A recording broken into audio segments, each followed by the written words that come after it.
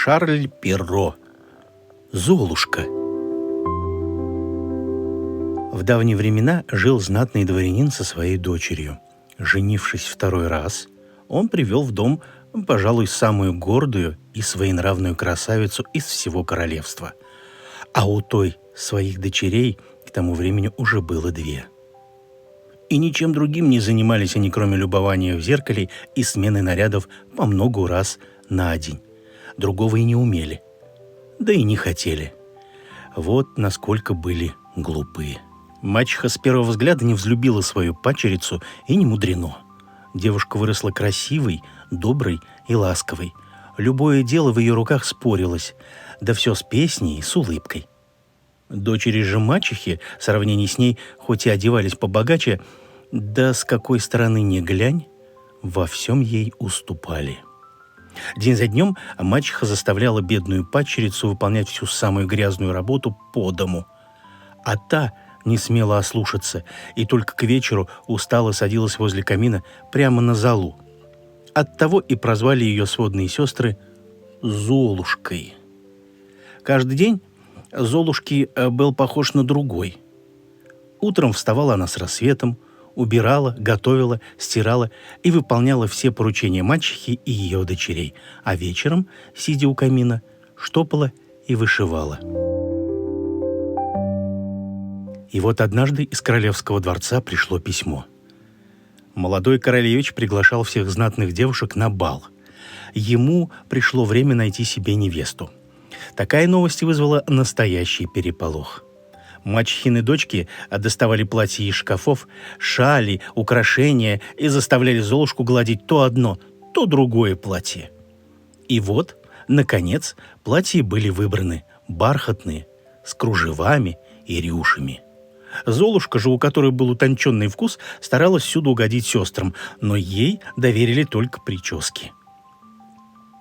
Добрая душа. Она создала настоящие шедевры на их головах, хотя другая на ее месте, может быть, так бы и не поступила. Когда последние драгоценности были одеты, а меховые шали наброшены, 2 барышни, перетянутые корсетами, с трудом поместились в карету и отправились прямо к королевскому дворцу. Только закрылись за ними ворота, как Золушка горько заплакала. «Ах, неужели я никогда не увижу настоящий бал?» И так сильно было ее горе, так текли слезы по ее щекам, оставляя чистые белые полоски на черных от золы щеках, что силами добра и создалось чудо. Явилась к Золушке фея. «Почему ты так горько плачешь, дитя мое?» — участливо спросила фея. Но Золушка так сильно рыдала, что не смогла произнести ни слова. Фея удивленно смотрела на нее, но когда увидела проезжающие мимо кареты с барышнями и вдалеке яркие краски огней во дворце, догадалась, что король дает бал. «Ты, должно быть, хотела попасть на бал?» — спросила она. «Да», — вздохнула Золушка. «Да как же мне туда попасть?» «А будешь слушать меня и выполнять все точь-в-точь, как я скажу, — строго сказала фея, — тогда непременно попадешь». Золушка вытерла слезы и с радостью согласилась. Первым делом фея попросила девушку принести ей самую большую тыкву с огорода. Золушке не понадобилось много времени, она сама ухаживала за садом и огородом и точно знала, где такую найти. И вот фея взмахнула палочкой, и что же это? Тыква превратилась в изящную карету на больших белоснежных колесах с золотыми ступенями и завитками, украшающими маленькие окошки. Золушка ахнула от удивления. «Нас ждет еще много работы», — говорит фея. Взмахнула палочкой, и жившие в норке около дома 6 мышей превратились в красивых лошадей. А прятавшаяся в травке крыса за одно мгновение оказалась кучером. Фея летала вокруг кареты, то и дело взмахивая палочкой, а Золушка же не смела и слова сказать. И вот, когда все приготовления подходили к концу, фея подлетела к Золушке, осмотрела ее с ног до головы. Одним взмахом волшебной палочки она создала прекрасное платье. Золушка оказалась одетой в прекрасное, красивое, великолепное платье. Мягкие золотые локоны волос спускались до самой талии, а на ножках хрустальные туфельки, таких, каких еще и свет не видывал. Счастливая Золушка села в карету, а фея посмотрела на нее внимательно и сказала: «Прекрасное дитя, в тот миг, как часы пробьют полночь, твоя карета превратится в тыкву, лошади в мышей, а кучер в крысу. Вместо прекрасного платья и туфель ты снова окажешься в своем заштопанном простом платье и старых башмаках». Золушка обещала фее, что обязательно вернется в положенное время, и, не помня себя от радости, отправилась прямиком во дворец. Когда ко дворцу подъехала необычная карета, а из нее вышла никому неизвестная прекрасная принцесса, кругом воцарилась тишина. Дамы не отрывали глаз от платья Золушки, мысленно примеряя на себя ее наряд. Осматривались с завистью локоны, а кавалеры так просто не могли отвести глаз от такой красоты. Королевич же, не теряя ни минуты, подал Золушке руку и повел ее в самый большой зал во дворце, где уже играла музыка и были поданы изысканные закуски. Королевич заговорил с Золушкой, и так они проговорили весь вечер, пока придворные дамы и кавалеры шушукались и строили догадки, кем бы это могла быть заморская принцесса. А уж когда те затанцевали вальс, изумлению гостей не было предела. Девушка танцевала так легко и изящно, что ни одна из дам, несомненно, не смогла бы с ней сравниться. После танца Золушка не могла не подойти к своим сводным сестрам. Те не узнали ее и были удивлены, как вежливо и учтиво незнакомая им принцесса.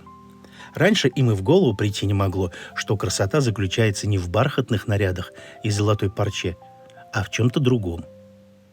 За танцами и разговорами время пролетело так быстро, что, когда Золушка случайно бросила взгляд на часы и увидела, что до полуночи осталось всего 15 минут, ей пришлось наспех собраться и убежать из дворца, ни с кем не попрощавшись. Прибежав домой, девушка первым делом поблагодарила фею. «Спасибо, дорогая фея, это был лучший день в моей жизни», — сказала она, и в этот миг ворота открылись. Домой вернулись мачеха с сестрами. Фея тут же исчезла, как будто ее и вовсе не существовало. «Как прошел бал?» — спросила Золушка у сестер. А те без умолку стали рассказывать, перебивая друг друга, о прекрасной незнакомке, поразившей всех гостей, а особенно королевича. «А как она танцует! Как же она любезна!» — не без зависти бормотали они. А Золушка еще долго не могла уснуть, вспоминая свой первый бал. На следующий день опять был бал. И как только сестры уехали, появилась фея, карета, лошади и кучер уже ждали. Тем временем фея взмахнула палочкой, и Золушкино старое платье превратилось в прекрасный небесный наряд. С пышной юбкой в пол, на ушках сияли и переливались яркими огнями хрустальные туфельки. На этот раз королевич не впускал Золушку весь вечер, говорил ей комплименты и всячески высказывал свое расположение. Девушка была так очарована всем происходящим, что совсем позабыла о времени, и когда только часы стали бить полночь, она спохватилась и бросилась бежать из дворца, да так быстро, что потеряла на ступеньках одну из своих хрустальных туфелек. Платье уже превращалось в ее старые одежды, потому что нельзя было медлить. А Золушка, как есть босиком с одной туфелькой в руках, в старом платье побежала домой. Совсем запыхавшись, она прибежала домой и наспех умылась. Тем временем королевич безуспешно разыскивал ее по всему дворцу и дворцовому саду, держа в руках потерянную хрустальную туфельку. Никто не видел, куда пропала принцесса.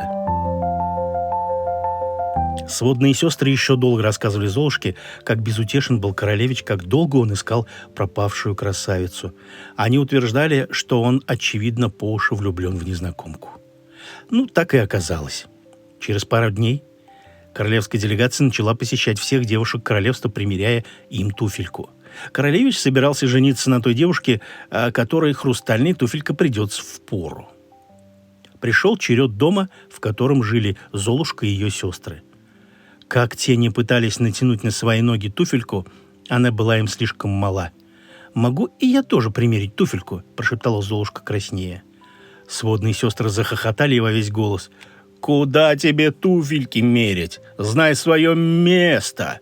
– рассердилась мачеха.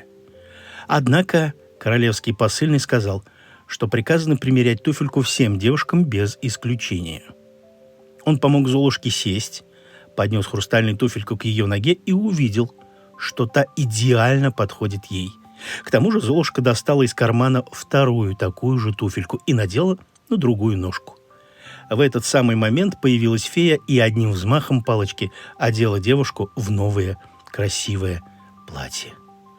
Тогда и посыльные, и сестры, и мачеха узнали в Золушке красивую незнакомку, поразившую всю знать на балу.